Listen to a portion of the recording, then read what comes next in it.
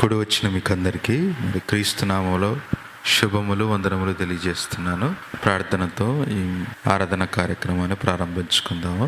చేసి తరలో ఉంచినట్లయితే ప్రార్థన చేసుకుందాం. ప్రేమ నమ్మకము కలిగిన మా ప్రియ పరలోకపు తండ్రి, ఘనమైన శ్రేష్టమైన ఉన్నతమైన నామమున వందనములు చెల్లిస్తున్నాం నాన్న. గతించిన కాలం అంతా మమ్మల్ని క్షేమంగా మరి కాచి భద్రపరిచి చెల్లింపజేస్తున్న విధానానికై వందనములు చెల్లిస్తున్నాం తండ్రి. మరి ఎటు మీ కుమారుని యొక్క పునరుత్థాన దినమునకు మమ్మల్ని తోడుకుని వచ్చినందులకై వందనములు చెల్లిస్తున్నాం తండ్రి. మరి మంచి స్వరాలనిచ్చి మా ద్వారా మీరు తండ్రి మరి పాడబోయే పాటలు తండ్రి మీకు మహిమపరంగా మరి జరిగించుటకు సహాయం చేయండి. అదేవిధంగా మంచి మాటలతో తండ్రి మరి మేము నేర్చుకునేలాగిన తండ్రి కార్యక్రమాన్ని ముందుకు కొనసాగించమని కోరుతూ, రావాల్సిన వారిని త్వరగా రప్పించమని కోరుతూ క్రీస్తు ఉన్నతమైన నామమున ప్రార్థన సమర్పిస్తున్నాను తండ్రి, ఆమేన్. మరి శాంతి గారు వచ్చి ఒక పాట పాడి వినిపిస్తారు.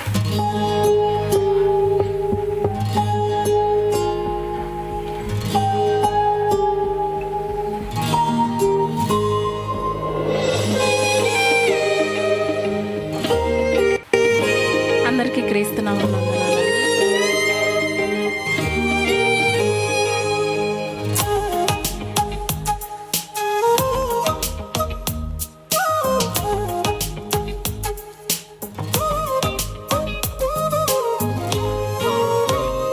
నేను పుట్టింది నా తండ్రి కొరకే, నేను బ్రతకాలి తన కీర్తి కొరకే, నేను చేయాలి ఆ తండ్రి పనులే, తిరిగి చేరాలి తానున్న స్థలమే.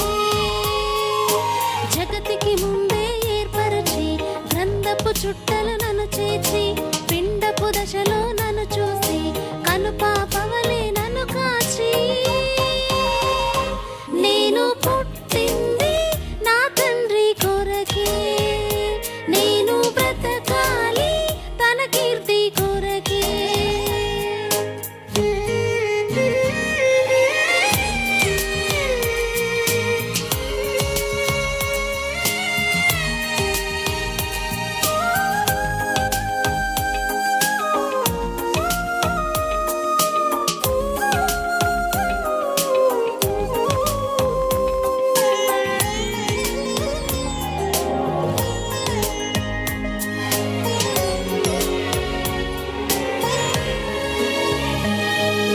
సృష్టిలో ఉన్న సకలమును నాపై ప్రేమను తెలిపెనుగా, అనంత విశ్వంలో అన్ని తనను తెలుసుకోవాలనిగా. సృష్టిలో ఉన్న సకలమును నాపై ప్రేమను తెలిపెనుగా, అనంత విశ్వములో అన్ని తనను తెలుసుకోవాలనిగా. రంగులు పువ్వులు తీయని కాయలు నా సంతోషం కొరకైతే, తెలిసిన నేను తెలియని వారికి దేవుని ప్రేమను తెలుపుటకే. నేను పుట్టింది నా తండ్రి కొరకే, నేను బ్రతకాలి తన కీర్తి కొరకే.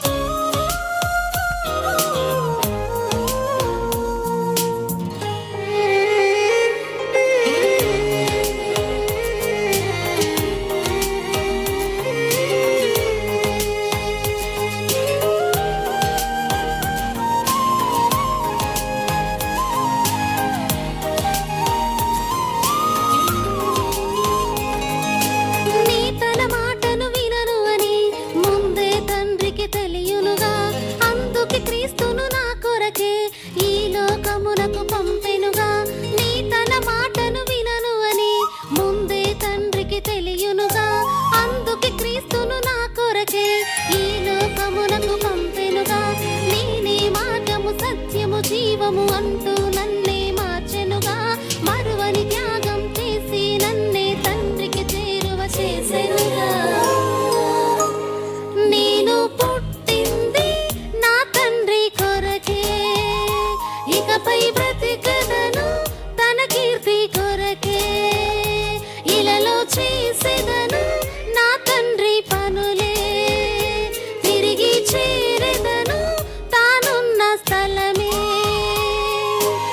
సంగతికి ముందే ఏర్పరచి గంధపు చుట్టలు నన్ను చేర్చి పిండపు దశలో నన్ను చూసి కను పాపవలి నన్ను కాచి నేను పుట్టింది నా తండ్రి కొరకే నేను బ్రతకాలి తన కీర్తి కొరకే.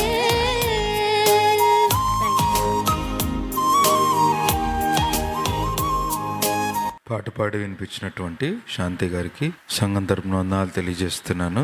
అదేవిధంగా మరి ఒక పాట మరి వాసవాక గారు వచ్చి పాట పాడి వినిపిస్తారు. కూడి వచ్చిన మీ అందరికీ ప్రభువైన యేసుక్రీస్తు పేరట వందనాలండి. గతించే ఈ లోకం శాశ్వతమని అనుకోకు, క్షణముండే జీవితం నీకుండదు మరువకు. గతించే ఈ లోకం శాశ్వతమని అనుకోకు, క్షణముండే జీవితం నీకుండదు మరువకు.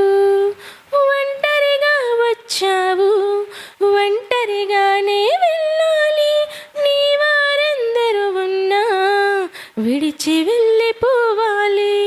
ఒంటరిగా వచ్చావు ఒంటరిగానే వెళ్ళాలి, నీ వారెందరూ ఉన్నా విడిచి వెళ్ళిపోవాలి. లోకంలో ఎన్నెన్నో చెయ్యాలనుకుంటూ వాటిని సాధించుటకే జీవితకాలం ఇస్తూ ఈ సమయం ఎందుకుందో తెలియక బ్రతుకే ఓ మనిషి. గతించే ఈ లోకం శాశ్వతమని అనుకోకు, క్షణముండే జీవితం నీకుండదు మరువకు. పని ఉందని పుట్టావు దేవుని పనులే చెయ్యాలి, నీ పనులెన్నో ఉన్నా విడిచి వెళ్ళిపోవాలి. పని ఉందని పుట్టావు సత్క్రియలే చెయ్యాలి, నీ పనులెన్నో ఉన్నా విడిచి వెళ్ళిపోవాలి. మనసు కోరికలు తీర్చాలంటే సమయము చాలదులే, వ్యర్థముగా ప్రయాసపడితే పరమున చేరువులే. దేవునికై బ్రతికి వెళ్ళిపోవాలి ఓ మనిషి. గతించే ఈ లోకం శాశ్వతమని అనుకోకు, క్షణముండే జీవితం నీకుండదు మరువకు. ఈ అవకాశం ఇచ్చిన అధ్యక్షుల వారికి వందనాలండి. పాట పాడి వినిపించినటువంటి వాసయ్య గారికి సంఘం తరపున వందనాలు తెలియజేస్తున్నాను. మరి ఒక పాట నిత్య వచ్చి పాట పాడి వినిపిస్తారు. కూడి వచ్చిన మీ అందరికీ యేసుక్రీస్తు వారి నామమున వందనాలండి. మన పాటల పుస్తకంలో నుంచి 192 సాంగ్ పాడుకుందాం.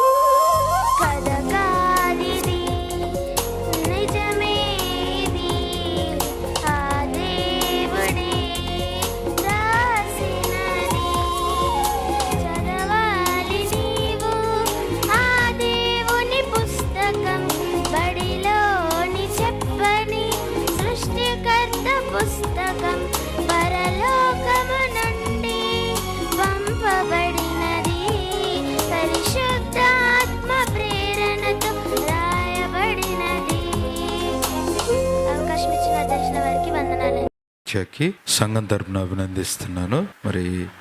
మరి ఒక పాట సూర్య వచ్చి పాట పాడి వినిపిస్తాడు. సూర్య, సుధీర్ ఇద్దరు వచ్చి పాట పాడి వినిపిస్తాడు. కూడి వచ్చిన మీ అందరికీ క్రీస్తు నామంలో వందనములు అండి. Song number 116.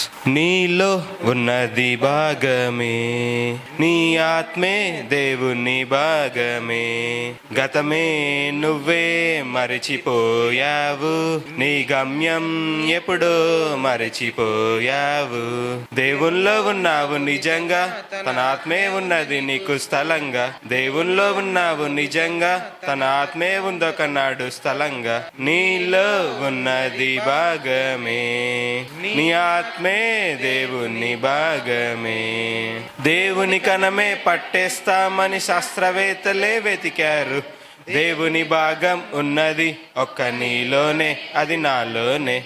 దేవుని కనమే పట్టేస్తామని శాస్త్రవేత్తలే వెతికారు. దేవుని భాగం ఉన్నది ఒక్క నీలోనే, అది నాలోనే.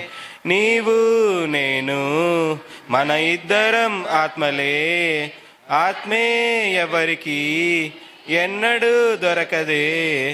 ఆత్మనే పట్టగలవా, దైవ కణమునే పట్టగలవా, జీవమే పోయగలవా, శవాలనే లేపగలవా.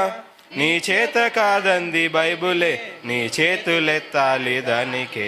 నీలో ఉన్నది భాగమే, నీ ఆత్మే దేవుని భాగమే. ఆయుష్కాలం పెంచేస్తామని శాస్త్రవేత్తలే అన్నారు. దానిని పెంచేస్తానంటే అది నీ తరమా, అది కాదులే. ఆయుష్కాలం పెంచేస్తామని శాస్త్రవేత్తలే అన్నారు. దానిని పెంచేస్తానంటే అది నీ తరమా, అది కాదులే. ఆయుష్కాలం మొదట 1000 ఏళ్ళులే, తగ్గించాడు దేవుడే 120 ఏళ్ళులే. అధిక బలముంటే నేడు 70-80 ఏళ్ళే. ఆయుష్కాలమంతా ఆయాసం దుఃఖమే. నీ చేత కాదంది బైబులే, నీ చేతులెత్తాలి దానికే. నీలో ఉన్నది భాగమే, నీ ఆత్మే దేవుని భాగమే, గతమే నువ్వే మరిచిపోయావు, నీ గమ్యం ఎప్పుడో మరిచిపోయావు. దేవునిలో ఉన్నావు నిజంగా, తన ఆత్మే ఉన్నది నీకు స్థలంగా. దేవునిలో ఉన్నావు నిజంగా, తన ఆత్మే ఉందొకనాడు స్థలంగా. నీలో ఉన్నది భాగమే, నీ ఆత్మే దేవుని భాగమే. Thank you. పాట పాడి వినిపించినటువంటి తమ్ముడు సుధీర్కి, సూర్యకి సంఘం తరపున వందనాలు తెలియజేస్తున్నాను. మన మధ్యలో ఒక పాట రాజ్యలక్ష్మ గారు అలాగే సుమతి అక్క గారు పాట పాడి వినిపిస్తారు. మీకు కూడా వచ్చిన మీ అందరికీ యేసుక్రీస్తు నామములో వందనములండి. మన పాటల పుస్తకంలో నుంచి 101వ పాట పాడుకుని దేవుని మహిమపరుద్దామండి. మరణమే మనిషి కోసం ఎదురు చూస్తుందిలే, ఆ దేవుడే రాశాడు ఆహ్వానమే నీకులే. మరణమే మనిషి కోసం ఎదురు చూస్తోందిలే, ఆ దేవుడే రాశాడు ఆహ్వానమే నీకులే. పసివాడని ముసలివాడని తేడా లేదులే, నీకిచ్చిన కాలమెంతో ఎవరికి తెలియదే. నరులారా తిరిగి రండని ఆహ్వానమే ఉందిలే, ఆ మరణమైన తరువాతే మరో లోకమే ఉందిలే. మే మనిషి కోసం ఎదురు చూస్తోందిలే, ఆ దేవుడే రాశాడు ఆహ్వానమే నీకులే. నీ శవము అగ్నితో కాల్చిన బాధ ఉండదని తెలుసుగా, నీ ఆత్మకే ఉంది బాధని తెలుసుకోవాలి ఇప్పుడేగా. పుట్టాక చూసావు ఈ లోకమే, మరణించాక చూస్తావు ఆ లోకమే. వెళ్ళాలి ఒకరోజు ఆ లోకమే, ఇవ్వాలి ఈ బ్రతుకు తన కోసమే. బ్రతకాలి క్రీస్తుని, చావైతే లాభమే. మనిషి కోసం ఎదురు చూస్తోందిలే, ఆ దేవుడే రాశాడు ఆహ్వానమే నీకులే. ప్రభు అయిన యేసునే నమ్మి వెళతావు పరదేశి సుఖముగా, నువ్వు పాపిగా మరణిస్తే వెళుతుంది అగ్ని ఆత్మగా. పుట్టాక చూసావు ఈ లోకమే, మరణించాక చూస్తావు ఆ లోకమే. వెళ్ళాలి ఒకరోజు ఆ లోకమే, ఇవ్వాలి ఈ బ్రతుకు తన కోసమే. బ్రతకాలి క్రీస్తని, చావైతే లాభమే. మరణమే మనిషి కోసం ఎదురు చూస్తోందిలే, ఆ దేవుడే రాశాడు ఆహ్వానమే నీకులే. పాట పాడి మరి వినిపించినటువంటి మరి రాజ్యలక్ష్మమ్మ గారికి అలాగే సుమతి అక్క గారికి సంఘం తరపున వందనాలు తెలియజేస్తున్నాను. నీకిష్టమైనది కావాలి దేవునికి, బలి అర్పణ కోరలేదు దేవుడు, బలి అర్పణ కోరలేదు దేవుడు. ప్రభు మనసు తెలుసుకో, వాక్యాన్ని చదువుకో, నీకిష్టమైనది కావాలి దేవునికి, బలి అర్పణ కోరలేదు దేవుడు. కయ్యను అర్పణ తెచ్చాడు దేవునికి, హేబేలు అర్పణ నచ్చింది దేవునికి. కయ్యను అర్పణ తెచ్చాడు దేవునికి, హేబేలు అర్పణ నచ్చింది దేవునికి. అర్పించు వాటి కంటే అర్పించు మనిషి ముఖ్యం, అర్పించు వాటి కంటే అర్పించు మనసు ముఖ్యం.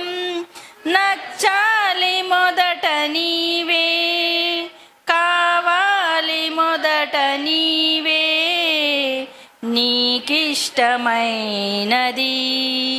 కావాలి దేవునికి, బలి అర్పణ కోరలేదు దేవుడు. దేహాన్ని దేవునికి ఇవ్వాలి కానుకగా, క్రీస్తేసు వలె దేహం కావాలి యాగముగా. దేహాన్ని దేవునికి ఇవ్వాలి కానుకగా, క్రీస్తేసు వలె దేహం కావాలి యాగముగా.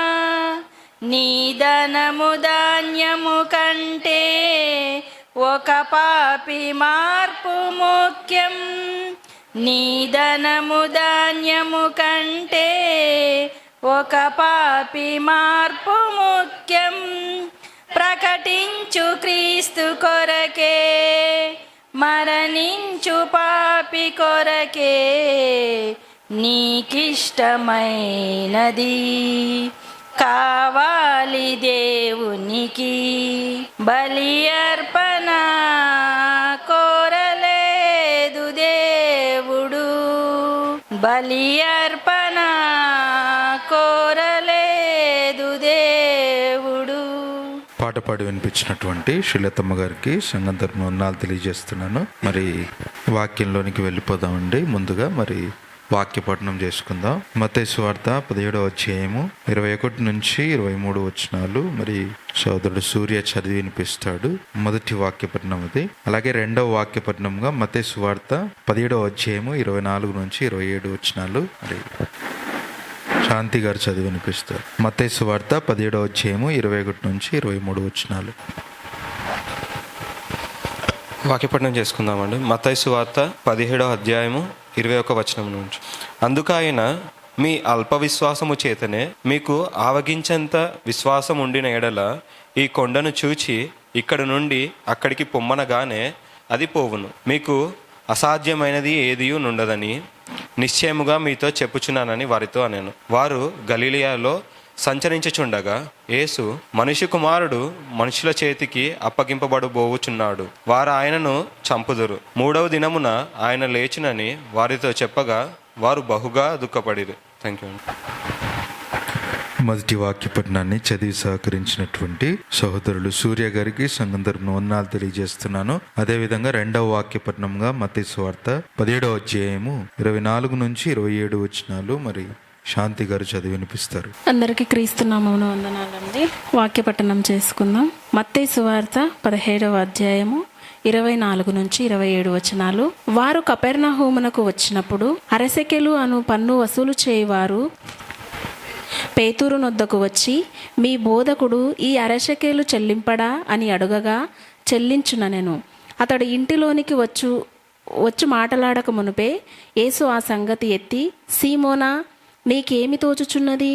భూరాజులు సుంకపును పన్నును ఎవరి యొద్ద వసూలు చేయుదురు? కుమారుల యొద్దనా అన్యుల యొద్దనా అని అడిగెను.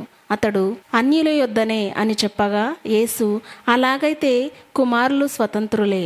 అయినను మనము వారికి అభ్యంతరం కలుగజేయకుండునట్లు నీవు సముద్రమునకు పోయి గాలము వేసి మొదట పైకి వచ్చు చేపను పట్టుకొని దాని నోరు తెరిచిన ఎడల 1 షెకెలు దొరుకును. దానిని తీసుకొని నా కొరకును నీ కొరకును వారికిమ్మని అతనితో చెప్పాను. థ్యాంక్ యూ అండి. 2వ వాక్య పఠనాన్ని చదివి సహకరించినటువంటి శాంతి గారికి సంఘం తరపున వందనాలు తెలియజేస్తున్నాను. మరి మీ సెల్ ఫోన్స్ ఒకసారి చెక్ చేసుకోండి. సైలెంట్ మోడ్లో కానీ ఫ్లైట్ మోడ్లో కానీ పెట్టుకోవాల్సిందిగా కోరుచున్నాను. మరి ఈ విలువైన సమయాన్ని వాక్యాన్ని ఉపదేశించవలసిందిగా సోదరులు వెంకటనే గారికి ఈ సమయాన్ని అప్పగిస్తున్నాను. సంఘంగా కూడి వచ్చిన మీ అందరికీ యేసుక్రీస్తు నామంలో శుభవందనాలండి. మరి రాజ్యలక్ష్మి అక్కయ్య గారి ఇంటి దగ్గర జరిగిన మరి విషాదం మీకు తెలిసిందే.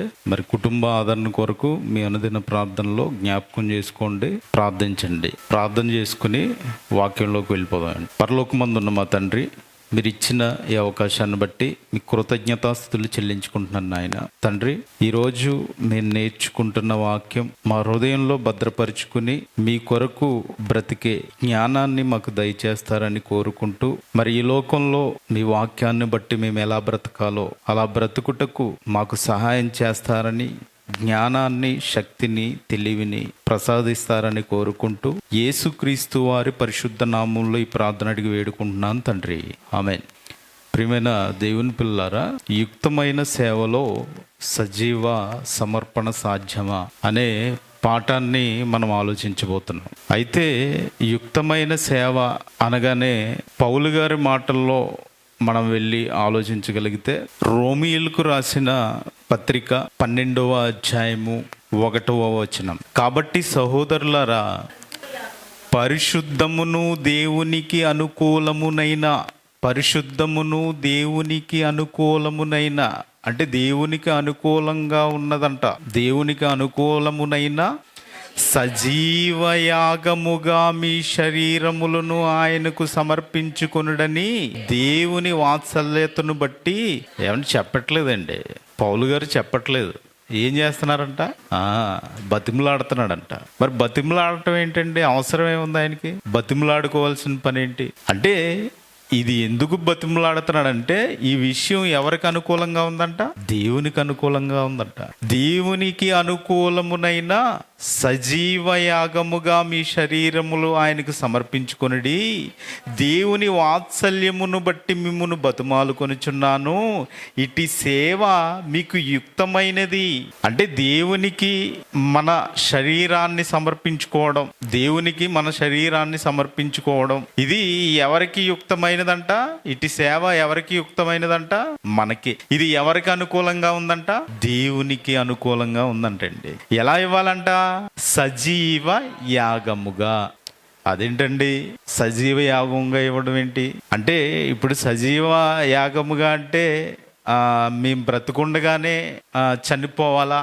బ్రతుకుండగానే ఆయన కోసం ఈ భూమి మీదకి వచ్చిన మేము మాకంటూ కొన్ని ఆశలు ఉంటాయి కదా, కోరికలు ఉంటాయి కదా, అవన్నీ తీర్చుకోకుండా మరి సజీవయాగంగా సమర్పించుకోవాలంటే ఇంకా భూమి మీదకి ఎందుకు రావడం? ఆయన దగ్గరే ఉండించుకోవచ్చు కదా. ఇలాంటి ప్రశ్నలు విశ్వాసంలో రేకెత్తుతున్నాయి. కాబట్టి ప్రియమైన దేవుని పిల్లారా, ఇక్కడ జాగ్రత్తగా మనం ఆలోచించగలిగితే దేవుడు మనిషిని కేవలం ఒక శరీరంగా సృష్టించలేదు, ఒక శరీరంగానే సృష్టించలేదు. మానవ శరీరంలో ప్రతి అవయవానికి ఒక ప్రత్యేకమైన పని ఇచ్చాడండి. అంతేనా? ఇప్పుడు శరీరం అంటే ఏదో ఒక ముద్ద కాదు కదండి, ఒక పిండం లాగా మనం చూడలేం కదా ఎదిగిన తర్వాత, అవునా కదండి? అంటే ప్రతి అవయవానికి ఒక ప్రత్యేకమైన పని ఇచ్చాడు. ఇంకొక విషయం ఏంటంటే, అవయవాలు మన స్వార్థం కోసం మాత్రమే వాడకూడదు. మళ్ళీ ఇచ్చిన అవయవాల్ని మన స్వార్థం కోసం మాత్రమే వాడకూడదు. ఎలా వాడాలి? ఆయన మహిమ కోసం వాడాలి. ఇప్పుడు అవయవాలన్నీ కలిస్తే శరీరమా, శరీరమే అవయవాలా? అంతే కదండి, అవయవాలన్నీ కలిస్తేనే శరీరం. అంటే శరీరంగా ఈ శరీరాన్ని తయారు చేయడానికి ఇన్ని అవయవాలు పనిచేయాలి అని దేవుడు పెట్టిన వాస్తవం, దేవుడు పెట్టినది ఇదంతా, ఈ శరీరం అంతా. అయితే కొరింథీ పత్రికలో పౌలు గారు రాస్తూ ఏమంటారంటే, కొరింథీలకు మొదటి పత్రిక రాస్తూ 12వ అధ్యాయము 18వ వచనం ఒకసారి చదవండి. అయితే దేవుడు అవయవములలో ప్రతిదానిని ఎవరి చిత్త ప్రకారం అంటే, దేవుని చిత్త ప్రకారం ఎక్కడుంచాడంట? శరీరంలో ఉంచాడు. ఇప్పుడు అవయవాలన్నీ శరీరమేనా? అవయవాలన్నీ శరీరమేనా? ఈ శరీరంలో ఎందుకు ఉంచాడు? ఈ శరీరంలో ఎందుకు ఉంచాడండి? దేవుని చిత్తం నెరవేర్చడానికి. అంటే దేవుని చిత్తం నెరవేర్చడానికి శరీరంలో అవయవాలు ఉంచారు. ఎలా నెరవేర్చాలంట? సజీవయాగముగా మీ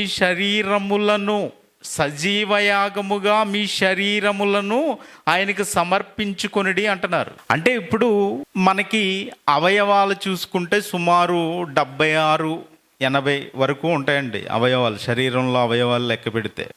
ఓకేనా? ఈ అవయవాలన్నీ ఎవరికి సమర్పించుకోవాలంట? అంటే శరీరమే కదండి, శరీరమే కదా. ఈ అవయవాలన్నీ ఎవరికి సమర్పించుకోవాలంట? దేవునికి. ఎలాగా? తన చిత్త ప్రకారముగా శరీరంలో ఉంచాడు కాబట్టి మనం అవయవాలన్నీ దేవునికి సమర్పించాలి. ఇప్పుడు శరీరము అనగానే అవయవాల కలయిక. ఇప్పుడు అవయవాలను ఏం చేయాలి? దేవునికి సజీవ యాగంగా ఇవ్వాలి. ఎలా ఇస్తున్నామండి? మన్నైనది వెనకటి వల్లే మన్నైపోవును, ఆత్మ దేవుని దగ్గరికి వెళ్ళిపోదు. ఇప్పుడు అవయవాలు సజీవంగా ఎలాగిస్తున్నాం? సజీవ యాగంగా సమర్పించుకోండి అంటున్నారు కదా. మరి సజీవ యాగంగా సమర్పించుకోండి అంటే ఎలా ఇస్తున్నాం అవయవం? నా చెయ్యి, ఇది అవయవం. ఎలా ఇవ్వాలి? నా కళ్ళు ఎలా ఇవ్వాలి? నా నోరు ఎలా ఇవ్వాలి? నా హృదయం, మనస్సు ఎలా ఇవ్వాలి? అవయవములో ప్రతి దానిని దేవుని చిత్త ప్రకారం పెట్టుకున్నాడు. ఇప్పుడు అవయవంలో ప్రతిదీ ఎవరి చిత్తం నెరవేర్చాలి?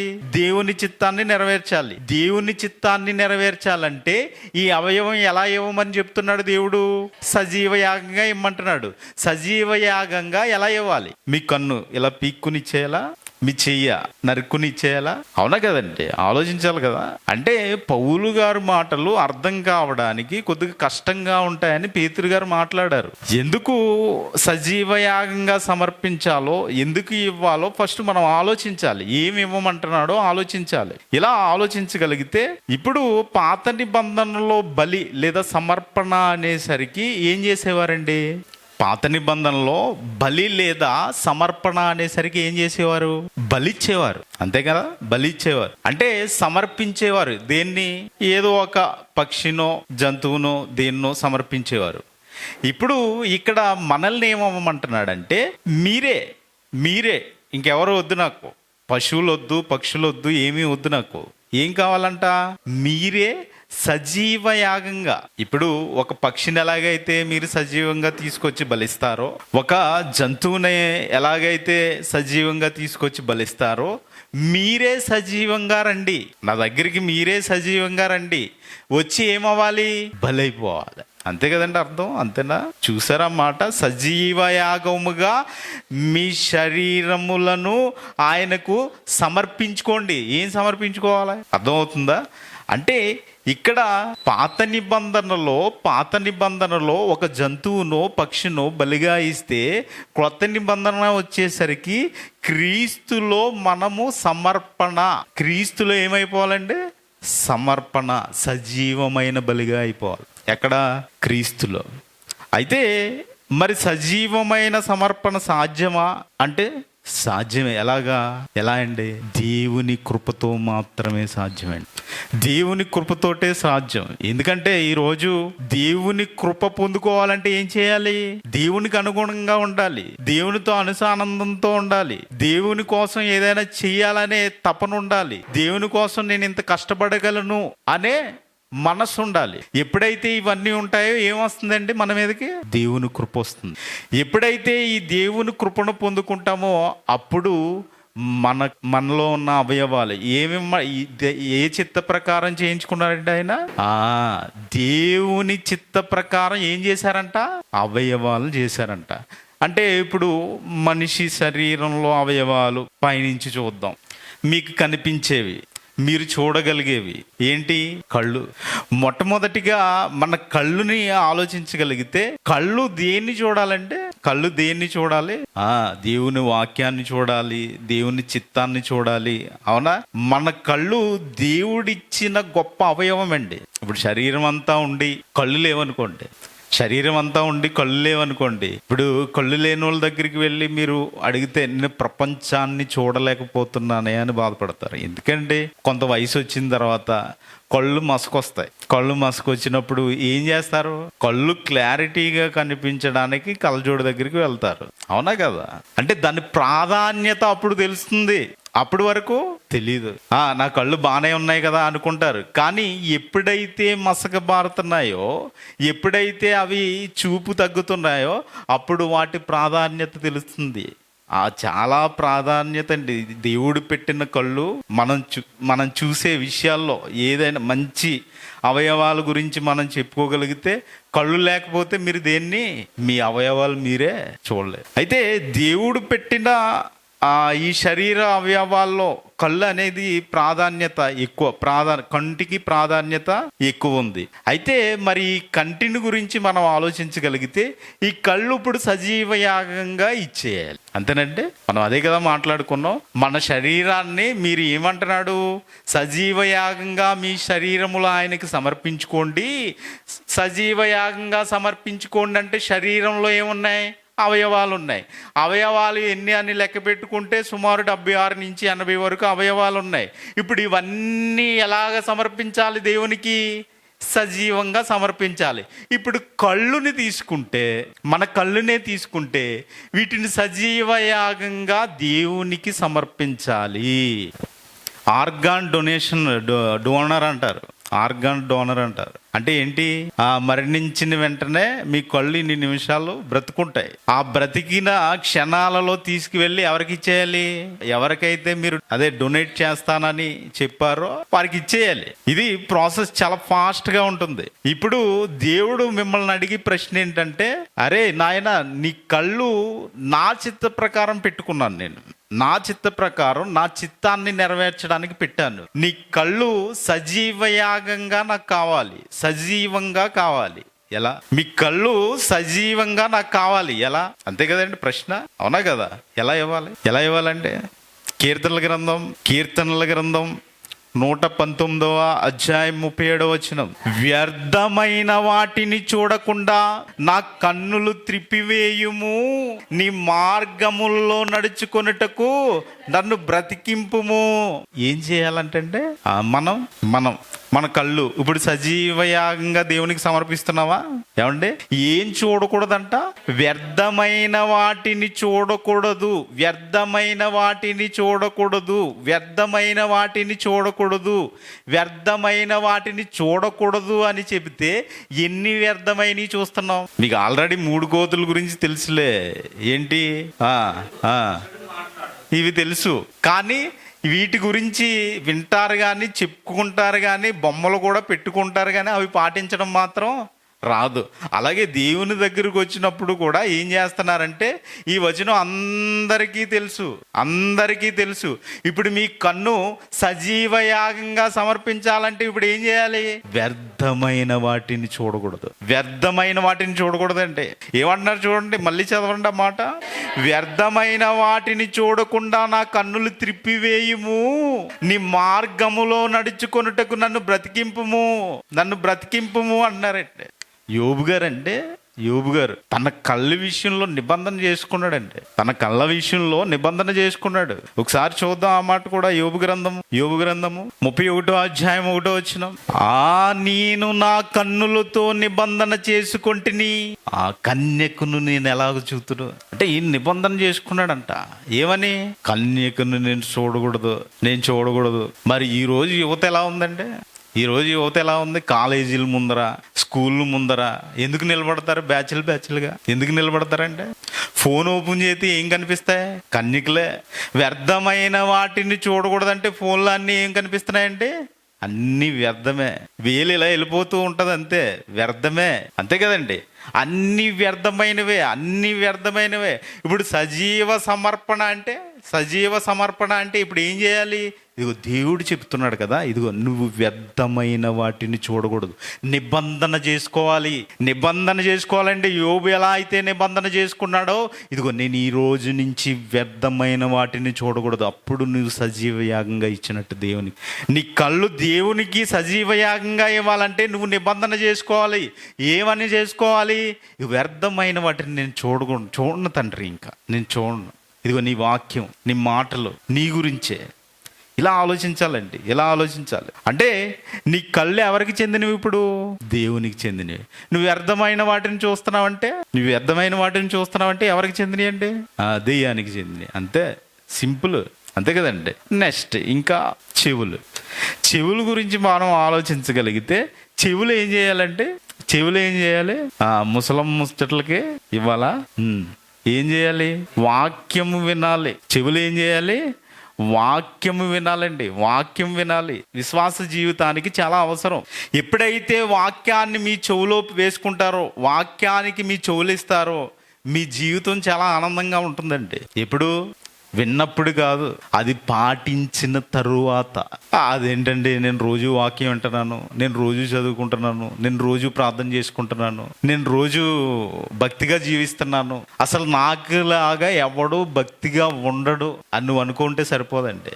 అది నీ జీవితంలో ఎప్పుడైతే నెరవేరుతుందో అప్పుడు మారుతుంది జీవితం. వెంటనే రాదండి ఇది. ఇప్పుడు మీకు ఏదైనా ఆ డిగ్రీ సర్టిఫికెట్ కావాలనుకోండి, ఎన్ని సంవత్సరాలు చదవాలి? ఇది ఈ లోకంలో డబ్బులు ఇస్తే వచ్చేస్తుంది, నో ప్రాబ్లం, ఉన్నాయి అలాంటి. అలా కాదు, ఇక్కడ వాక్యం దగ్గరకు వచ్చేసరికి అలా కాదు. ఏం చేయాలి? దీన్ని నెరవేర్చాలి. ఎప్పుడైతే నెరవేరుతుందో అప్పుడు మీకు అవన్నీ వస్తాయి. ఇప్పుడు విశ్వాసం రావాలంటే ముందు ఏం చేయాలి? వినాలి, అంతే కదండి. ఇప్పుడు నా మాట మీరు నమ్మాలంటే నేను ఏం చేయాలి? నేను మాట్లాడాలి. నేను మాట్లాడిన తర్వాత మీరు ఏం చేయాలి? వినాలి. వినుట వలన, అదే అంటారు చూడండి, రోమీలకు రాసిన పత్రిక 10వ అధ్యాయం 17వ వచనం. కాగా వినుట వలన విశ్వాసము కలుగును. ఎవరి గురించి మాట అండి? వెంకట గురించి, సూర్య గురించి, ఇంకా ఇలా కాదండి. ఎవరి గురించి వినాలంట? క్రీస్తును గూర్చిన మాట. ఏమండి ఈరోజు వాక్యం ఏం చెప్పారండి అని అడగాలి. ఈరోజు వెంకట ఏం చేశాడండి అని అడగకూడదు. అర్థమవుతుందా? వాక్యం ఏం చెప్పారండి, ఏం విన్నారు మీరు? క్రీస్తును గూర్చిన మాట. వినుట క్రీస్తును గూర్చిన మాట వలన కలుగును. విశ్వాసం ఎలా కలుగుతుందంట? క్రీస్తును గూర్చిన మాట అన్నారండి. ఇంకా యేసుక్రీస్తు వారు కూడా అనేక సార్లు మాట్లాడుతూ ఏం చెప్తారంటే, ఒకసారి మత్తయి సువార్త 11వ అధ్యాయం 15వ వచనానికి రండి. ఈ మాట ఎక్కువ ఉపయోగిస్తారండి. అంటే చెవులు లేవనా? వినడని మనిషి ఏమిండో? వాక్యం వినడండి. క్రీస్తును గురించిన మాట వినడు. అదే రత్నం గారి గురించో, లేకపోతే సువార్తరాజు గారి గురించో, కీర్తి సుందర్ గురించో ఇలాగా మనుషుల గురించి వాసవి గారి గురించో రాజ్యలక్ష్మి గారి గురించో మాట్లాడితే మాత్రం అబ్బబ్బబ్బా సాయంత్రం దాకా వింటాడండి. 2 గంటలు కాదు కదా, 5 గంటలైనా వింటాడు. అది కాదు ఏ మాట వినాలంట? క్రీస్తును గూర్చిన మాట వినాలి. ఆ మాట వింటే నీకు విశ్వాసం ఉంటుంది. అది వినడానికి నీకేముండాలంట? చెవి ఉందా పోయిందా అంటే చెవి గలవాడు. మీకు చెవులు లేవా? రింగులు పెట్టుకుంటున్నారు కదా ఇప్పుడు మగోళ్ళు కూడా పెట్టుకుంటున్నారు అనుకో. అంటే చెవి ఉంది మీకు చెవి ఉంది కాబట్టి ఏం వినాలి? క్రీస్తును గూర్చిన మాట వినాలి. అందుకని యేసుక్రీస్తు వారు కూడా మాట్లాడుతూ ఏమన్నారంటే వినుటకు చెవులు గలవాడు వినుగాక. వినండి. మీకు 2 చెవులు ఉన్నాయి, 1 కాదు. ఏ మాటలు వినాలి? క్రీస్తును గూర్చిన మాటలు వినాలి. వాక్యం సరిగ్గా వినపడలేదనుకో స్కిప్ చేసుకుంటూ వెళ్ళిపోతాడండి మనిషి యొక్క నైజం చెప్తున్నా. వాక్యం సరిగ్గా పక్కనోళ్ళు కూడా రాయలేదా? ఓకే, పర్లేదులే. అదే ఎవరి గురించి అన్నా చెప్తున్నారనుకో అర్థం కాలేదు మళ్ళీ చెప్పు, మళ్ళీ అర్థం కాలేదా, వినపడలేదా, అర్థం కాలేదు మళ్ళీ చెప్పు. ఏమండి ఉండదా? ఏ మాట వినమంటున్నాడు చూసారా? అంటే చెవులు ఎవరికి ఇవ్వాలి? దేవుని వాక్యానికి ఇచ్చేయాలంటే. నా చెవులు ఎక్కువగా ఎవరి మాట వింటున్నాయి? లోకం మాట వింటున్నాయా లేక దేవుని వాక్యం వింటున్నాయా? ఆలోచించుకోవాలి, మనమే ప్రశ్న వేసుకోవాలి. నా చెవులు ఈరోజు దేవుని వాక్యాన్ని ఎంత టైం విన్నాయి? లోకంలో ఉన్న మాటలు విన్నాయా లేకపోతే వాక్యాన్ని విన్నాయా? ప్రశ్న వేసుకోవాలి కదా. మన అంతరాత్మకు తెలుసు కదండి. ఈ రోజు నేను ఎంత వాక్యం విన్నానో ఎవరికి తెలుస్తుంది? నాకు తెలుస్తుంది, మీకు తెలీదు. అవునా కదా? కాబట్టి ప్రియమైన దేవుని పిల్ల ప్రతి ఒక్కరూ ప్రశ్న వేసుకోండి. ఇదిగో ప్రతిరోజు ఏం చేస్తారంటే మీ చెవులు ఎవరికి ఇవ్వాలి? సజీవయాగంగా దేవునికి ఇచ్చేయాలి. దేవునికి ఇవ్వాలంటే మీరు ఎంత టైము దేవుని మాటలు వింటున్నారు? అంటే ఏదో టేప్ రికార్డులో పెట్టుకుని మనిషి చెప్తున్నప్పుడు వింటమే కాదు, మీరు బైబిల్ చదువుతున్నప్పుడు కూడా మీ మాటలు మీ మనసులోకి విన్నా ఎక్కుతాయి, చదివినా ఎక్కుతాయి. ఆలోచించండి. మీ ప్రశ్న వేసుకోండి. ప్రతిరోజు ఈ ప్రశ్న వేసుకుని నేను వాక్యం వింటున్నానా? నా చెవులు దేవునికి సజీవ యాగంగా సమర్పించుకుంటున్నానా? సమర్పించుకోండి. కనీసం 1 గంట అన్నా సమర్పించుకోండి. ఓకేనండి. ఇంకా నెక్స్ట్ మన నోరండి. నోరు, నాలుక గురించి ఆలోచిస్తే ఇవి 2 ఏం చేయాలి? దేనికి చేసుకున్నాడంట? ప్రతి అవయవాన్ని మీరు ఈ మాట మర్చిపోకూడదు. పాఠం అయ్యే వరకు ఈ మాట మర్చిపోకూడదు. ఏం మాట అది? దేవుడు అవయవములో ప్రతి దానిని తన చిత్త ప్రకారము. ఇప్పుడు నోరు, నాలుక. ఏంటంటే నోరు, నాలుక. ఇప్పుడు ఈ 2 సజీవయాగంగా సమర్పించుకోవాలి. ఇప్పుడు సమర్పించుకోవడం గురించే చెప్తున్నాను నేను. ఓకేనా? సజీవయాగంగా సమర్పించుకోవాలంటే ఈ 2 ఏం చేయాలంటే మన నోటితో ఇతరులను గట్టిగా గాయపరచాలి, ఇతరులను గట్టిగా తిట్టాలి, ఇతరులను బూతులు ఆడాలి. ఇదేనండి నోరు, నాలుక చేయవలసిన పని. ఏం చేయాలి మరి? దేవుణ్ణి ప్రకటించాలండి. దేవుని మహిమను ప్రకటించాలి. అంతే కదా? మీరు ఆయన చెప్పేదేంటి? మనల్ని ఎందుకు కోరుకుంటున్నాడు? మనల్ని ఎందుకు ఏం చేయమంటున్నాడు? తన మహిమ నిమిత్తం చేసుకున్నాడు కదండి. జగత్తు పునాది వేయబడక మునిపే. ఇవన్నీ మీకు వాక్యాలు తెలుసు. ఆయన మహిమపరచాలి. దేనితో? ఇదిగో ఈ నోరు, నాలుగుతోటి ఆయన మహిమపరచాలండి. కీర్తనాకారుడు ఇలా అంటున్నాడు చూడండి. కీర్తనల గ్రంథము 34వ అధ్యాయం 1వ వచనం. నేనెల్లప్పుడూ యెహోవాను సన్నుతించెదను, నిత్యము ఆయన కీర్తి నా నోట నుండును. ఏముండాలండి నోట్లో? పాన్ పరక్ కాదు, కైని కాదు, సిగరెట్ కాదండి, మందు బాటిల్ కాదు. ఏముండాలంట? మళ్ళీ చదవండి. నేనెల్లప్పుడూ యెహోవాను సన్నుతించెదను, నిత్యము ఆయన కీర్తి నా నోట నుండును. మనుషుల గురించి కాదు మన నోట్లో ఉండవలసింది. ఎవరి గురించి ఉండాలంట? దేవుని కీర్తి గురించి ఉండాలంటే. దేవుని కీర్తి గురించి ఉండాలి. అప్పుడు నీ నోరు, నీ నాలుక సజీవయాగంగా సమర్పించబడింది. అప్పుడు నీ నోలుగా సజీవయాగంగా శరీరాన్ని సమర్పించడం అంటే ఏంటండి? అర్థం ఏంటి? ఆలోచించాలి కదా. వచ్చి ఏదో నేను గుళ్ళో కూర్చుండిపోయాను, నేను పరవశుణ్ణి అయిపోయాను, నా మీద పరిశుద్ధాత్ముడు వచ్చేసాడు, నేను సజీవ యాగంగా సమర్పించేసుకున్నాను అని బోర్లంగా పడిపోయి నమస్కారం ఇట్టేయడం కాదు. ఇదిగో నీ నోట ఆయన కీర్తి ఉండాలంటే, నీ నోట ఆయన కీర్తి ఉండాలి. ఇంకా యాకోబు హెచ్చరిస్తున్నాడు చూడండి కొత్త నిబంధనలో, యాకోబు పత్రిక 3వ అధ్యాయం 10వ వచనం, ఒక్క నోట నుండియే ఆశీర్వచనమును శాపవచనమును బయలు వెళ్ళును. నా సహోదరులారా, అండి ప్లీజ్ ఇలా ఉండకండి. ఏమన్నారండి? సహోదరులారా పిలుస్తున్నాడు చూడండి. నా సహోదరులారా, ఇలాగుండకూడదు. ఇలా ఉండకూడదు. ఎంత క్లారిటీగా చెప్తున్నారండి. ఇక్కడే అన్న మీరు సూపర్ అన్న డోపర్ అంటాడు, పక్కెళ్ళి ఏమంటాడు? వాడంతా ఇది లేడంటాడు. అంటే ఏంటంటే ఏముండకూడదంట ఇక్కడ. చాలా క్లారిటీగా చెప్తున్నా, ఒక్క నోటు నుండి ఆశీర్వచనమును శాపవచనమును బయలు వెళ్ళును. నా సహోదరులారా క్రైస్తవులారా, ఇలా ఉండకూడదు. అంటే మన నాలుక ఏం చేయాలి? మన నాలుక ఏం పలకాలి? రెండింటినీ పలుకుతున్నావా? రెండింటినీ చేస్తున్నావా? అంటే ఇక్కడ అబద్ధాన్ని పలికి నిత్య జీవం పొందాలనుకుంటున్నావా? ఇక్కడ అబద్ధాన్ని మాట్లాడుతూ నిత్య జీవం వెళ్ళాలనుకుంటున్నావా? అది కాదు కదా. ఏం చేయాలంటే నాలుక అబద్ధం చెప్పడానికి కాదు, అపవాదం చేయడానికి కాదు, ఇతరులను కించపరచడానికి కాదు, కోపంతో గాయపరచడానికి కాదు. ఏం చేయాలి నాలుగుతోటి? దేవుణ్ణి స్తుతించాలండి, సత్యం మాట్లాడాలండి. ఇవన్నీ మీకు తెలిసినే. ఇంకేం చేయాలి? సువార్త ప్రకటించాలండి. ఇంకా ఇతరులను ప్రోత్సహించడానికి ఉపయోగించాలండి నాలుకని దేన్ని? నోరుని. ఏ క్వాలిటీస్ కనిపిస్తున్నాయండి ఇందులో? మనలో ఏ క్వాలిటీస్ ఉన్నాయి మనలో? ఆలోచించండి ప్రియులారా. ఎందుకంటే ఇదిగో నోరు మరియు నాలుకను దేవుని మహిమను ప్రకటించాలి అంటే ప్రకటించగలుగుతున్నావా? మరి ప్రకటించినప్పుడు సజీవ యాగంగా ఎలా ఇచ్చినట్టు? అంటే ఇవి కూడా అవయవాలే కదా. నోరు నాలుక కూడా అవయవమే కదా. మరి నువ్వు ప్రకటించలేనప్పుడు సజీవ యాగంగా ఎలా ఇస్తావు? ఎలా ఇవ్వగలదు? ఆలోచించండి. అంటే ఇస్తున్నారండి. కళ్ళు ఇవ్వగలుగుతున్నారా? ఏమండి చెవులు ఇవ్వగలుగుతున్నారా? నోరు నాలుక ఇవ్వగలుగుతున్నారా? ఏదో ఒకటి ప్రాబ్లం ఉంది మనలో, ఏదో ఒకటి ఉందండి. ఇంకా హృదయం అనేది కూడా ఏమని చెప్పుకుంటాం? హృదయం కూడా ఒక అవయవమే. ఇది మరి దేవునికి పూర్తిగా ఇవ్వగలుగుతున్నారంటే దేవుడు కూడా మనిషి యొక్క బాహ్య ప్రవర్తన కంటే ఏం చూస్తాడంట? దేవుడు హృదయాన్ని చూస్తాడు. మరి ఇది దేవునికి ఇవ్వగలుగుతున్నారా?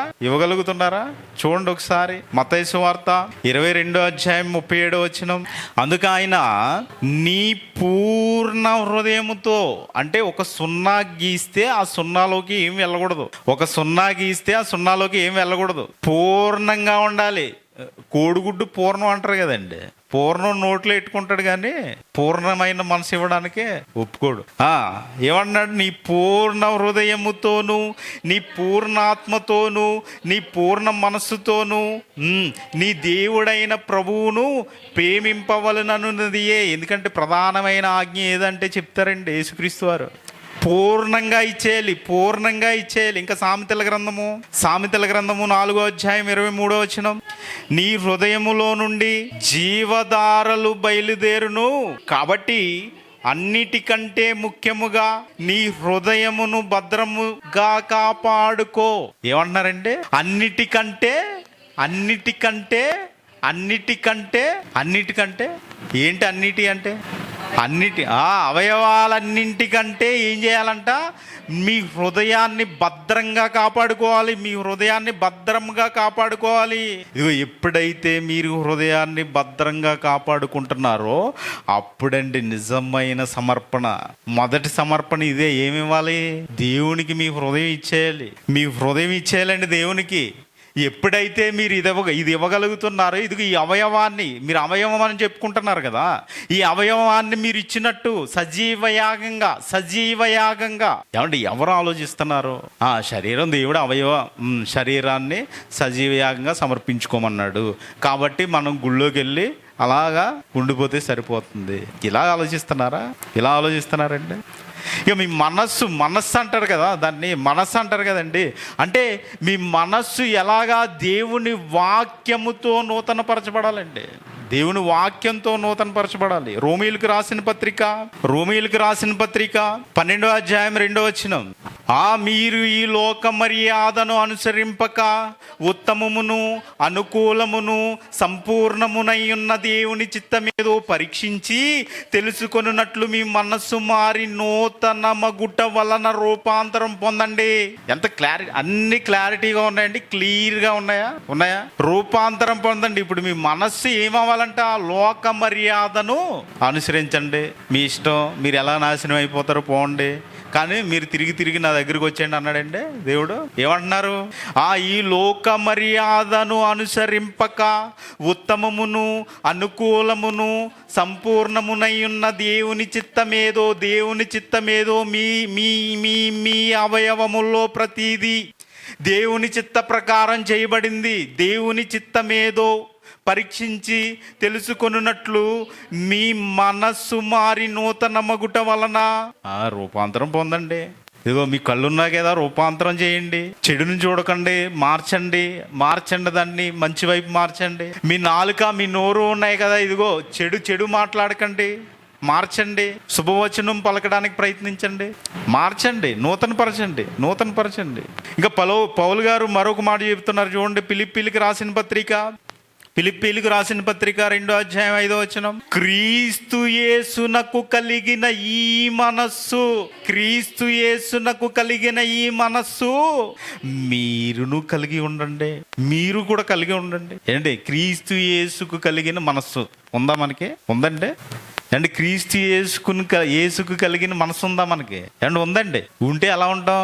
ఇల్లు కట్టుకోవాలనుకోండి, నక్కలకు బొరియలు ఉన్నాయి కానీ నాకు ఏం లేదు. ఇది ఉండాలి ఫస్ట్. అంటే క్రీస్తు యేసునకు కలిగిన మనసు చెప్తున్నాను నేను. రాత్రి అయితే ఎక్కడికి వెళ్ళిపోవాలి? అడవిలోకి వెళ్ళిపోవాలి. మనం ఎక్కడికి వెళ్తాం? బెడ్రూమ్లోకి వెళ్తాం. అంతే కదండి. పొద్దుటే తినడానికి ఏం కావాలి? ఇప్పుడు యేసుక్రీస్తు వారు ఏం చేస్తున్నారు?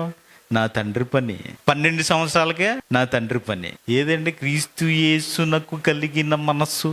ఆలోచిస్తున్నారా? ఆయన అంటున్నాడు పౌలు గారు, క్రీస్తు యేసునకు కలిగిన ఈ మనస్సు మీరును కలిగి ఉండుడి. అంటే మనస్సులోకి వచ్చే ప్రతి ఆలోచన అంగీకరించకూడదా? 80,000 ఆలోచనలు వస్తాయంటండి మనిషికి. ఎన్ని? 80,000. అంటే ఈ 80,000 అంగీకరించకూడదా? అంగీకరించకూడదు. 80,000 అంగీకరించకూడదండి. మనస్సులోకి వచ్చే ప్రతి ఆలోచన అంగీకరించకూడదు. ఆ ఆలోచన దేవునికి ఇష్టమా? దేవుని చిత్తమేదో పరీక్షించి, ముందు చదువుకున్నాం కదండి, 12:22 చదువుకున్నాం కదా, ఏమని? దేవుని చిత్తమేదో పరీక్షించి తెలుసుకొనున్నట్లు మీ మనస్సు మారాలి. అంటే ఇప్పుడు దేవుని చిత్తం, ఇప్పుడు 80,000 ఆలోచనలు వచ్చి నేను చేసేస్తానంటే కుదరదు. ఇప్పుడు అందులో దేవుని చిత్తమేదో తెలుసుకోవాలి. నాకు ఈ ఆలోచన వచ్చిందండి, ఇది చేస్తే సూపర్ డూపర్ అంటాడు. ఏం సూపర్ డూపర్? దేవునికి ఇష్టమా? అది దేవుని వాక్యానికి అనుగుణంగా ఉందా? దేవుని వాక్యం మరి అంగీకరిస్తుందా? అంతే కదండి, ఆలోచించాలి కదండి. అంటే ఇప్పుడు ఇది అంగీకరించలేదనుకోండి, దేవుని వాక్యంతో నువ్వు సరిపోల్చుకోలేదనుకో, మీ మనస్సు ఎవరికి ఇచ్చినట్టు? సజీవంగా ఇచ్చినట్ట. ఏమండి? అంతే కదా.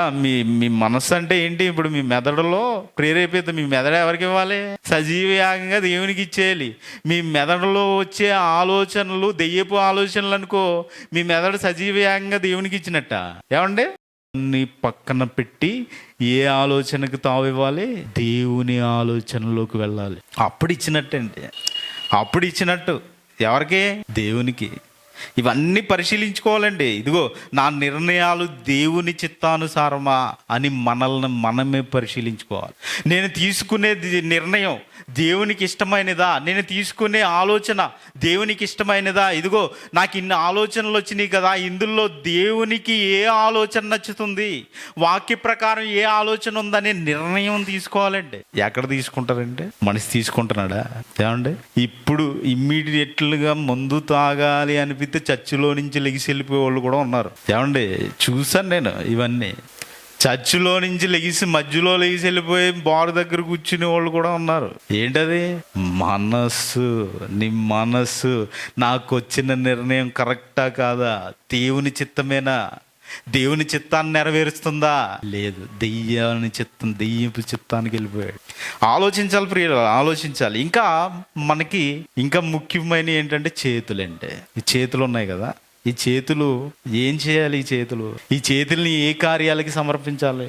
మంచి కార్యాలకి సమర్పించాలంటే దేవుడు మన చేతులకు పని చేయగల సామర్థ్యాన్ని ఇచ్చాడు. దేవుడు ఏమి ఇచ్చాడంటే మన చేతులకి పని చేయగల సామర్థ్యాన్ని ఇచ్చాడు. ఒకసారి ఎఫ్సీలకు రాసిన పత్రిక 4వ అధ్యాయము 28వ వచనం చూడండి. ఆ అపవాదికి చోటీయుకుడి దొంగిలివాడు, ఇక్కడ అండర్లైన్ చేసుకోండి, దొంగిలివాడు ఇక మీదట దొంగిలక అక్కర గలవానికి పంచిపెట్టుటకు వీలు కలుగు నిమిత్తము తన చేతులతో మంచి పని చేయుచు కష్టపడవలెను. ఏం చేయాలంట? అపవాదికి చోటు ఇవ్వకూడదంట. అపవాదికి చోటు ఇవ్వకూడదు అంటే ఇక్కడ ఏం చేయమంటున్నారు? ఇక్కడ దొంగిలివాడు. ఏమండి, ఈరోజు సంఘాల్లో గొడవలు చూస్తున్నారా? ఎందుకు జరుగుతున్నాయి? సంఘానికి, పాస్టర్కి, సంఘ పెద్దలకి, ఇంకా ఆ పదవులు మనం మాట్లాడుకోకూడదు. ఇలా ఇవన్నీ ఎందుకు జరుగుతున్నాయి? చదవండి, అర్థం చేసుకోండి. దొంగిలివాడు ఇక మీదట దొంగిలక అక్కర గలవానికి పంచిపెట్టుటకు వీలు కలుగు నిమిత్తము తన చేతులతో మంచి పని చేయొచ్చు. చెడ్డ పని కాదు. ఏదైతే ఏంటండి, లోకంలో వచ్చాం కాబట్టి అక్కడ పర్లేదు పని చేసుకోవచ్చు అన్నట్టుగా ఉండకూడదు. మళ్ళీ పర్లేదులే, మన ఏమైంది, ఇప్పుడు మనం దేవునితో అనుసంధానంగా ఉంటున్నాం కదా, ప్రతి ఆదివారం దేవుని దగ్గరికి వెళ్ళిపోతున్నాం కదా, ఇక్కడ ఏం చేసినా పర్లేదు అనుకోకూడదండి. మళ్ళీ ఏం చేయాలంట? మంచి పని. చదవండి. మంచి పని చేయుచు కష్టపడాలండి. అంటే మన చేతులు ఎందుకు ఇచ్చాడంటే పాపం చేయడానికి కాదు. మన చేతులు ఎందుకు ఇచ్చాడు? పాపం చేయడానికా? అన్యాయం చేయడానికి కాదు, ఇతరులకు హాని చేయడానికి కాదు, మంచి చేయడానికి అండి. ఈ చేతులతో ఏం చేయాలి? మంచి చేయండి, హాని చేయొద్దు. ఈ చేతులతో ఏం చేయాలి? మంచి చేయండి. అవసరంలో ఉన్న వారికి చెయ్యి అందించండి, సహాయం చేయండి. అంతే కదండి, అవసరంలో ఉన్న వారికి సహాయం చేయండి. ఇప్పుడు కూటికి గతి లేదండి, మీరు ఆడి దగ్గరికి 100 రూపాయలు పట్టుకెళ్ళి అవసరం లేదు, గింజన్నం ఇచ్చినా తినేస్తాడు. అవునా కదా? వాడు ఆకలి తీరాలి. ఇప్పుడు నాకు బిర్యానీ కావాలని అడగడు కదా, అడుగుతాడా? నా ఆకలి తీరిస్తే చాలు తండ్రి అని ప్రార్థిస్తాడండి. దేవుణ్ణి అడుగుతాడు. దేవుణ్ణి ఎరగకపోయినా దేవుణ్ణి అడుగుతాడు ఆయన. తెలుసా మీకు ఆ విషయం? కాకి పిల్లలు అడుగుతలేదా అంటే మనిషి అడగడండి. ఆలోచించండి ప్రియులు. ఏం చేయాలి? మంచి చేయడానికి, అవసరంలో ఉన్న వారికి సహాయం చేయడానికి, దేవుని పరిచర్య చేయడానికి వాడుతున్నావా? నీ చేయాలి. ఈ చేతులు వాడుతున్నారండి దేవుని పరిచర్య చేయడానికి. ఎంతసేపు మన కోసమే కష్టపడుతుంది ఈ చెయ్య, అంతేనా? మన జీవితం బాగు చేసుకోవడానికే కష్టపడుతుంది ఈ చెయ్య. దేవుని పరిచర్య చేయడానికి కష్టపడుతుందంటే దేవుని పనిలో ముందుకెళ్తుందా? ఏమంటే దేవుని పనిలో ఈ చెయ్యి కష్టపడుతూ వెళ్తుందా? ఆలోచించండి ప్రియులారా. అంటే నువ్వు ఎప్పుడైతే దేవుని పరిచర్యకు ఈ చేతులను అప్పగిస్తావో అప్పుడు నువ్వు సజీవయాగంగా సమర్పించినట్టే. ఈరోజు దేవుని పనులు ఎన్నో ఉంటాయి, దేవుని కోసం బ్రతకవలసిన, దేవుని కోసం చేయవలసిన ఎన్నో ఉంటాయి. అవన్నీ పక్కన పెట్టేస్తాడండి మనిషి.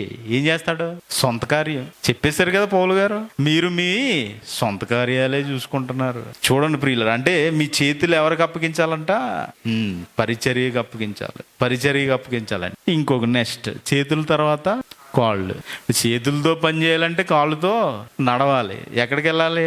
పని చేయడానికి వెళ్ళాలి, అంతే కదండి. ఇప్పుడు కాళ్ళు దేనికి నడవాలండి? ఇదిగో ఒకరినైనా రక్షించడానికి కదలాలి. చూడండి, రోమిలకు రాసిన పత్రిక 10వ అధ్యాయం 15వ వచనం. ప్రకటించు వారు పంపబడని ఎడల ఎట్లు ప్రకటించుదురు?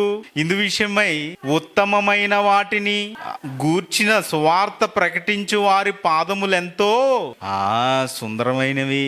సువార్త ప్రకటించు వారి పాదములు ఎలా ఉన్నాయంటే అండి, సుందరంగా ఉన్నాయంట. అంటే ఇప్పుడు ఏం ప్రకటించాలి? ఎలాగా నడవాలి సువార్త ప్రకటించడానికి? మనమేండి మన ఇంట్లో వాళ్ళకే చెప్పం. అవునా కదా? తెలుసుకున్నది మన ఇంట్లో వాళ్ళకే చెప్పం. ఆలోచించండి, ఏం చేయాలంటే మనం ఏం చేయాలంటే అండి ప్రకటించడానికి వెళ్ళాలి. ఇదిగో సువార్త ప్రకటించు వారి పాదములు ఎంతో సుందరములైనవి.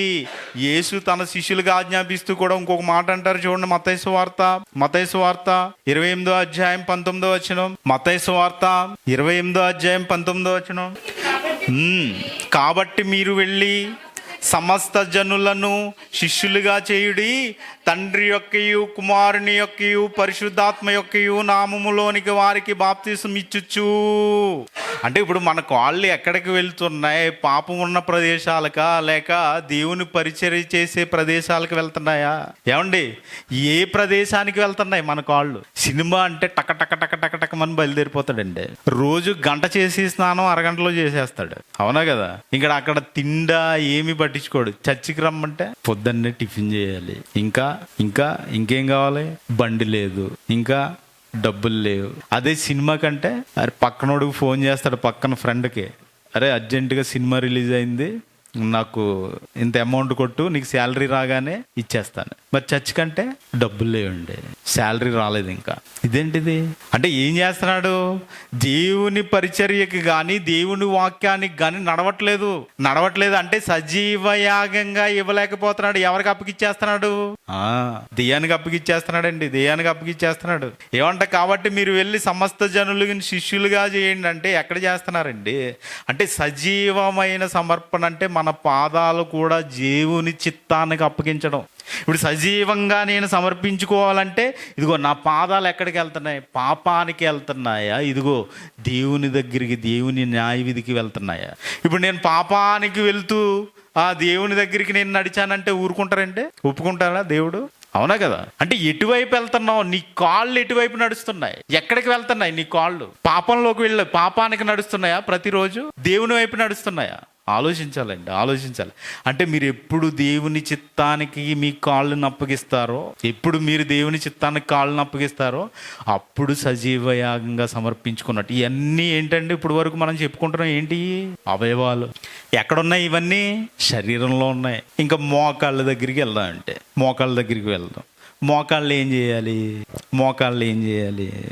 ప్రార్థనలో దేవుని ఎదుట వంగాలి. దేవునికి సమర్పింపబడిన జీవితం. ఓకేనా? ప్రార్థన లేని జీవితం కాదు. దేవునికి సమర్పింపబడిన జీవితం అంటే ప్రార్థన లేని జీవితం కాదు. ఓకేనా? ప్రార్థన కూడా ఉండాలి. పౌలు గారు అంటున్నారు, ఆయన ప్రార్థన చేస్తున్నారు చూడండి. ఎఫ్సి సంఘానికి పత్రిక రాస్తూ 3వ అధ్యాయము 14 నుంచి 19 వచనాల్లో ఈ మాట రాయబడి ఉంటుంది. ఈ హేతువు చేత పరలోకమందును భూమి మీదను ఉన్న ప్రతి కుటుంబము ఏ తండ్రిని బట్టి కుటుంబం అని పిలువబడుచున్నదో ఆ తండ్రి ఎదుట నేను ఏం చేస్తున్నారంటే? ఎవరి ఎదుట? తండ్రి ఎదుట మోకాళ్ళు వేస్తున్నావా? ఇదిగో నీ గదిలోకి తలంటుకుని నీ గదిలోకి వెళ్ళి తండ్రిని ప్రార్థించు. బయట గొప్పలు పొందడానికి కాదు. ఎక్కడ ప్రార్థించాలంటే అండి? తండ్రి ఎదుట మోకాళ్ళు ఉండి 19వ వచనానికి వచ్చేయండి. డైరెక్ట్ 19వ వచనానికి వచ్చేయండి. జ్ఞానమునకు మించిన క్రీస్తు ప్రేమను తెలుసుకొనుటకు గలవారు కావాలనని ప్రార్థిస్తున్నాను నేను. ఏం చేస్తున్నారంటే అండి పౌలు గారు? ఎవరి దగ్గర? తండ్రి దగ్గర. ఎలా ప్రార్థిస్తున్నారంటే? మోకాళ్ళు వేశారండి. అంటే మీ మోకాళ్ళు ఎవరికి సమర్పించాలి? తండ్రికి. ఎక్కడ పడితే అక్కడ కాదండి. ఒకటి లవర్ దగ్గరికి వెళ్ళి మోకాళ్ళు ఇలా వేసేసి గులాబీ ఇచ్చేస్తాడు. ఏమని? నేను నీకు సమర్పితం. అది కాదురా బాబు. ఎవరికి ఇవ్వాలి మోకాళ్ళు? ఎక్కడ వేయాలి? దేవుని దగ్గర వేయాలి. ఒకడు కుటుంబం దగ్గరికి వెళ్ళి ఇదిగో ఈ ఆస్తి నాకు ఇచ్చేయండి అని మోకాళ్ళు వేసేస్తాడు. మీరు ఏం చేయమంటే అది చేస్తానంటాడు. అది కాదు కావాల్సింది. దేవుని దగ్గర వేయాలి మోకాళ్ళు. ఏమని ప్రార్థిస్తున్నారంటే పౌలు గారు? ఇదిగో జీవం కోసం ప్రార్థిస్తున్నారంటే. చదవండి ఆ మాట, చివరి మాట. జ్ఞానమునకు మించిన క్రీస్తు ప్రేమను తెలుసుకొనుటకు. ఇదిగో క్రీస్తు ప్రేమ ఉంది లోకంలో. ఆ ప్రేమను తెలుసుకోవడానికి మోకాళ్ళేయండి. తగిన శక్తి గలవారు కావాలనని ప్రార్థిస్తున్నాను. యేసుక్రీస్తు వారు కూడా మోకాళ్ళు వేస్తారండి. ఆయన కాళ్ళు దేవునికి సజీవ యాగంగా సమర్పిస్తారు. మోకాళ్ళు. అంతే కదండి. ప్రార్థన అంటే ఏంటి? ఇదిగో సజీవ యాగంగా మీరు సమర్పించడం అంటే ఏంటి? ఇదిగో బ్రతికుండగానే ఈగలదు మోకాళ్ళు, చచ్చిపోతే వేస్తావా? వేయలే. అవునా కదండి. బ్రతికుండగా మోకాళ్ళు యేసుక్రీస్తు వారు వేసారు. చూడండి ఏమంటున్నారు.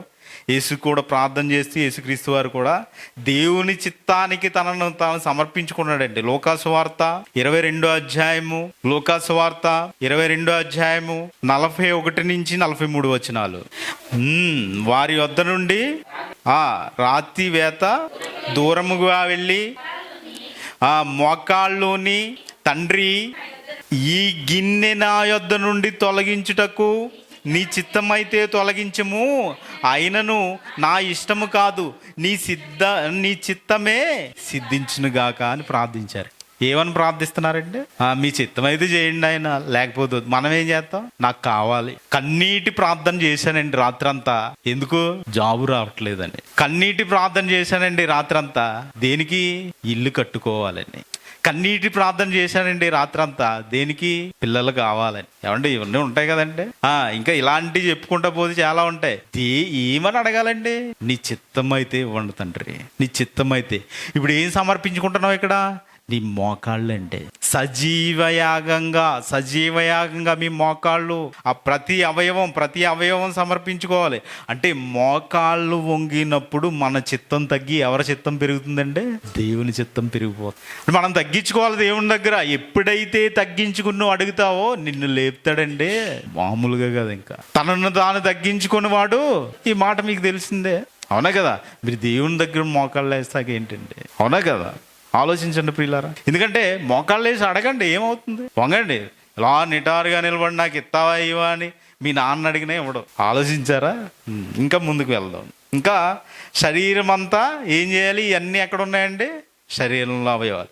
ఈ శరీరం అంతా ఎవరికి సమర్పించాలి? దేవునికి సమర్పించాలండి. పౌలు గారు స్పష్టంగా చెబుతారు. చూడండి, రోమీలకు రాసిన పత్రిక 6వ అధ్యాయము 13వ వచనం. మరియు మీ అవయవములను దుర్నీతి సాధనములుగా పాపమునకు అప్పగింపకండి, అయితే మృతులలో నుండి సజీవులనుకొని మిమ్మును మీరే దేవునికి అప్పగించుకొనుడి. మీ అవయవములను నీతి సాధనములుగా దేవునికి అప్పగించండి. ఇప్పుడు వేటి గురించి చెప్పుకున్నామండి? కళ్ళు, నోరు, చెవులు, ఇంకా హృదయం, కాళ్ళు, మోకాళ్ళు, చేతులు. ఇప్పుడు ఇవన్నీ ఎలా అప్పగించాలంట? నీతి సాధనాలుగా అప్పగించాలంట. అంటే దేవుని దగ్గర దేవునికి సజీవయాగంగా సమర్పిస్తున్నామా ఈ అవయవాలని? లేదంటే పాపానికి పనిముట్లుగా ఏమన్నా ఇచ్చేస్తున్నావా? పాపానికి పనిముట్లుగా. ఏమంటే ఇప్పుడు ఒక అమ్మాయి దగ్గరికి వెళ్ళి మోకాళ్ళు వేసి ఫ్లవర్ ఇస్తున్నాడంటే ఏ ఉద్దేశంతో ఇస్తున్నాడండి? అలా ఇచ్చిన వాళ్ళందరూ పెళ్లి చేసుకున్నారా? ఆలోచించండి. ఎందుకంటే ఇదిగో యువత కూడా నాశనం అయిపోతుందండి. ఎక్కడ మోకాళ్ళు వేయాలో తెలియట్లేదు. కాబట్టి ప్రియమైన దేవుని పిల్లారా, మన కళ్ళు చూడాలనుకుంటే పాపాన్నైనా చూడవచ్చు. అయితే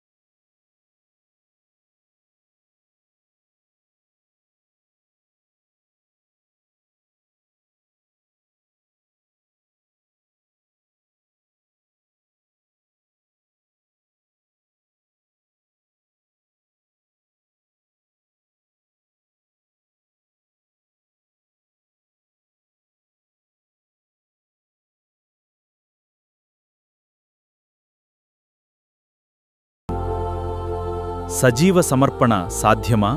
అవును. దేవుని కృప ద్వారా మన జీవితాన్ని ఆయనకు సజీవమైన బలిగా సమర్పించగలం. దేవుడు మన నుండి డబ్బు, సమయం మాత్రమే కాదు, మన శరీరమంతటినీ ఆయనకు సమర్పించాలని కోరుతున్నాడు. మన శరీరంలోని ప్రతి అవయవాన్ని దేవుడు తన చిత్తప్రకారం ఇచ్చాడు. కాబట్టి ప్రతి అవయవం ఆయన మహిమ కోసం ఉపయోగించాలి. మన కళ్ళు పాపాన్ని చూడటానికి కాదు, మన చెవులు అపవాదాన్ని వినటానికి కాదు, దేవుని వాక్యాన్ని చూడాలి, వినాలి. నా నోరు, నా నాలుక అబద్ధం, అపవాదు కోసం కాదు, సత్యం మాట్లాడటానికి, దేవుని స్తుతించటానికి, ఇతరులను ప్రోత్సహించటానికి ఉపయోగపడాలి. నిజమైన సమర్పణ మొదట హృదయంలో జరుగుతుంది. దేవునికి చేతులిచ్చి హృదయాన్ని మాత్రం లోకానికివ్వకూడదు. నేనే నీ మనస్సును నడిపిస్తాను, కాని దేవుని వాక్యంతో నన్ను నూతనపరచాలి. అప్పుడే నీ జీవితం రూపాంతరం చెందుతుంది. మన చేతులు పాపం చేయడానికి కాదు, మంచి చేయడానికి, అవసరంలో ఉన్నవారికి సహాయం చేయడానికి, దేవుని పరిచర్య చేయడానికి.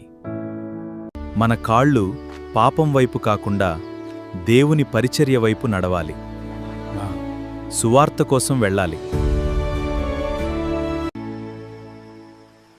మోకాళ్ళు వంగినప్పుడు మన చిత్తం తగ్గుతుంది, దేవుని చిత్తం పైకి వస్తుంది. అదే కళ్ళు పాపాన్ని చూడవచ్చు లేదా అవసరంలో ఉన్నవారిని చూడవచ్చు. అదే చేతులు చెడు చేయవచ్చు లేదా మంచి చేయవచ్చు. మన దేహం మన సొత్తు కాదు, మనం విలువ పెట్టి కొనబడిన వారము. కాబట్టి మన దేహంతో దేవుని మహిమపరచాలి. నా శరీరం దేవుని వరమని తెలుసుకోవాలి, ఆయనకు అప్పగించాలి. ప్రతి అవయవాన్ని ఆయన చిత్తం కోసం ఉపయోగించాలి. మనము వ్యక్తిగతంగా మాత్రమే కాదు, క్రీస్తు శరీరమైన సంఘముగా కూడా సజీవంగా సమర్పించుకుని దేవుని మహిమపరచాలి. సాధ్యమే. నా కళ్ళు, నా చెవులు, నా హృదయం, నా చేతులు, నా కాళ్ళు, నా శరీరమంతా దేవునిదే. నా జీవితం ఆయన మహిమ కోసం.